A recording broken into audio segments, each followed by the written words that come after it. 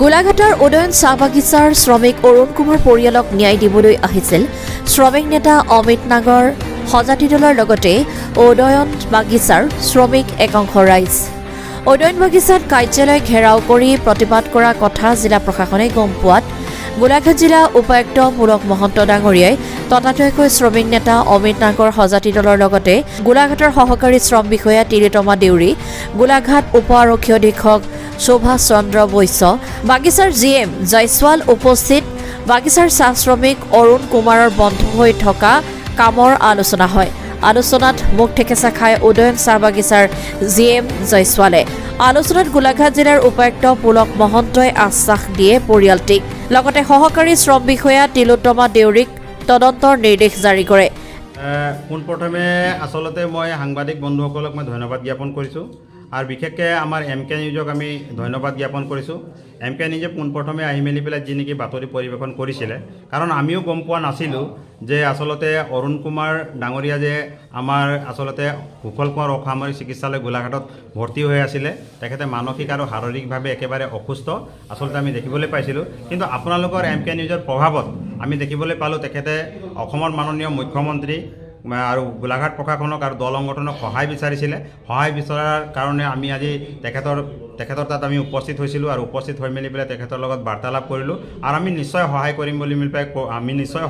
বুলি মিলি পেলাই তেখেতক আমি কথা দি আহিলোঁ আৰু তেনেধৰণে আমি কাৰ্যসূচীও লৈছিলোঁ। আৰু কাৰ্যসূচীত লোৱাত যিহেতু প্ৰশাসনেও আচলতে আপোনালোকৰ যি নেকি MK নিউজৰ বাতৰি প্ৰভাৱ, সেই প্ৰভাৱত আচলতে প্ৰশাসনেও কিন্তু আমাক আজি ফোন কৰি ক'লে, হয় আমি বাতৰিত পাইছোঁ আৰু পোৱাৰ কাৰণে আমাক মাতিলে আৰু আপোনালোকে আন্দোলনৰ কাৰ্যসূচী ল'ব নালাগে, আপোনালোকে আমাৰ ওচৰত আহক, আলাপ আলোচনা কৰক, যিকোনো মীমাংসা হ'ব আলাপ আলোচনাৰ মাধ্যমেৰে। তেতিয়া আমি আমাৰ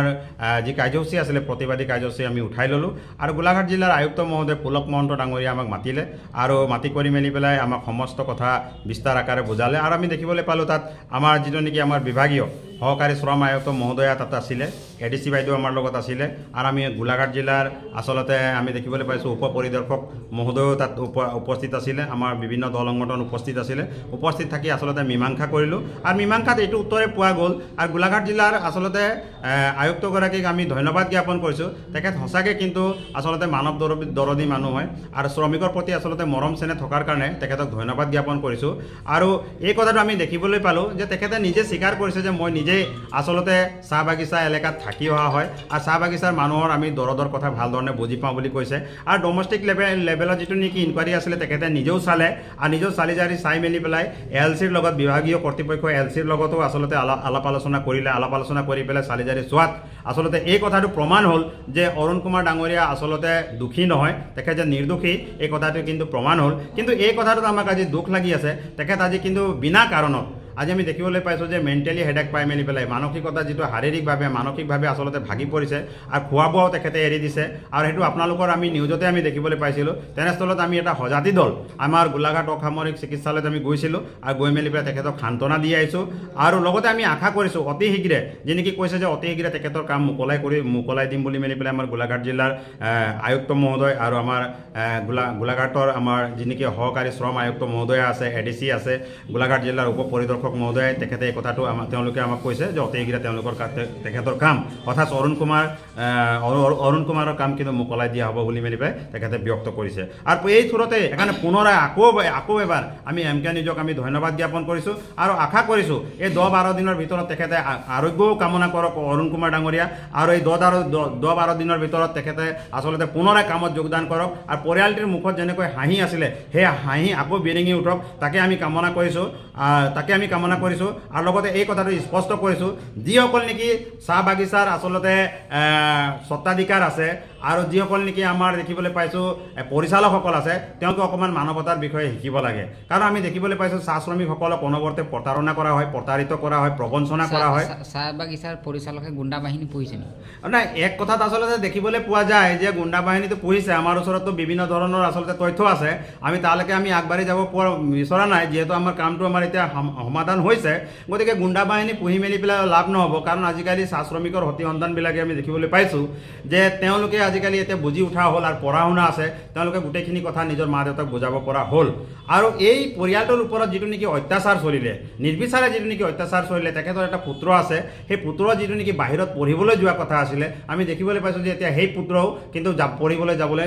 পোৱা নাই আৰু আমি তেওঁলোকক কিন্তু হুকত কিন্তু ভাগি পৰিছে সেইকাৰণে আমি কিন্তু বৰ দুখ পাইছোঁ মনত বৰ কষ্ট পাইছোঁ পুনৰাই যাতে এনেকুৱা ঘটনা উদয়ন চাহ বাগিচাত নহওক বিজিকে চাহ বাগিচাত নহওক বা আমাৰ মৰঙী চাহ বাগিচাত নহওক বা সমগ্ৰ চাহ বাগিচাত যাতে নহওক তাক কিন্তু আমি সকীয়াই থৈছোঁ এইটো কাৰণে যদি পুনৰাই এনেধৰণৰ যদি ঘটনা সংঘটিত হয় তেতিয়া কিন্তু আমি জংগী আন্দোলন ল'বলৈ কিন্তু আমি বাধ্যত পৰিম এই কথাটো কিন্তু আমি স্পষ্ট কৰি দিছোঁ আৰু লগতে এটা কথা আমি এই কথাটো আমি ক'ব বিচাৰিছোঁ যে আমাৰ চাহ শ্ৰমিকৰ ওপৰত যি নেকি এটা আগৰ পৰা পুৰণিৰ পৰা আমি দেখি পাওঁ যে আলি কুলি বঙালী এনেকুৱা ধৰণৰ যিবিলাক শব্দ প্ৰয়োগ কৰে আমি দেখিবলৈ পাইছোঁ যে তুচ্ছ তাচিল্য কৰি মেলি পেলাই আচলতে মেনেজাৰসকলে তেনেকুৱা ধৰণৰ ভাষা প্ৰয়োগ কৰে এই ভাষাবিলাক যাতে প্ৰয়োগ নকৰে তেওঁলোকক আমি সাৱধান বাণী শুনাই দিছোঁ কাৰণ এতিয়া আমি জাগ্ৰত হ'লোঁ আমি সকলোৱে বুজি পোৱা হ'লোঁ কাৰণ আমাৰ জনসংখ্যা 1,30,00,000তকৈও অধিক আছে যদি আমি বিচাৰোঁ গোটেইখিনি কাম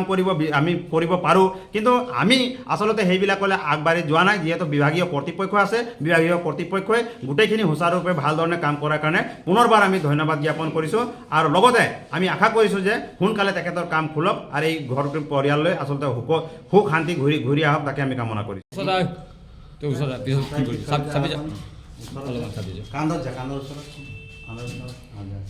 আজি যি প্ৰতিবাদী কাৰ্যসূচী এটা ন্যায়ৰ কাৰণে লোৱা হৈছিলে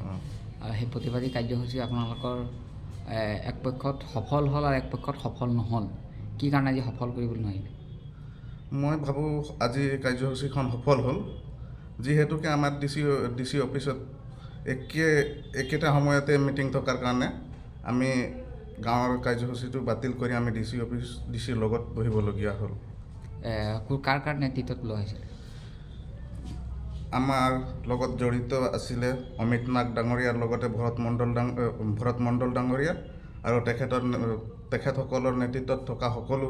সমিতিৰ সহযোগত আজি আমি এই কাৰ্যসূচী লৈছোঁ কাৰ্যসূচীত কি সফল পোৱা গ'ল কাৰ্যসূচীত আমি এটাই সফল পালোঁ যে আজি ডি চি অফিচত যেনেকৈ ডি চি ছাৰে আমাৰ ফেভাৰত মাত মাতি ক'লে যে 15 দিনৰ ভিতৰত অৰুণ কুমাৰৰ কামটো পুনৰ খুলি দিয়া হ'ব আৰু সকলো ধৰণৰ দায়িত্ব ডি চি ছাৰে নিজে ল'লে সেইবাবে আমি গোলাঘাট ডি চি ছাৰক আমি পৰিয়ালৰ তৰফৰ পৰা আমি ডি চি ছাৰক অশেষ ধন্যবাদ জনাইছোঁ আৰু লগতে এনেকুৱা এজন ডি চি আমাৰ গোলাঘাট জিলা অহাৰ বাবে দেৰগাঁৱৰ পৰা ৰাতুল হাজৰিকাৰ report Assam north east news live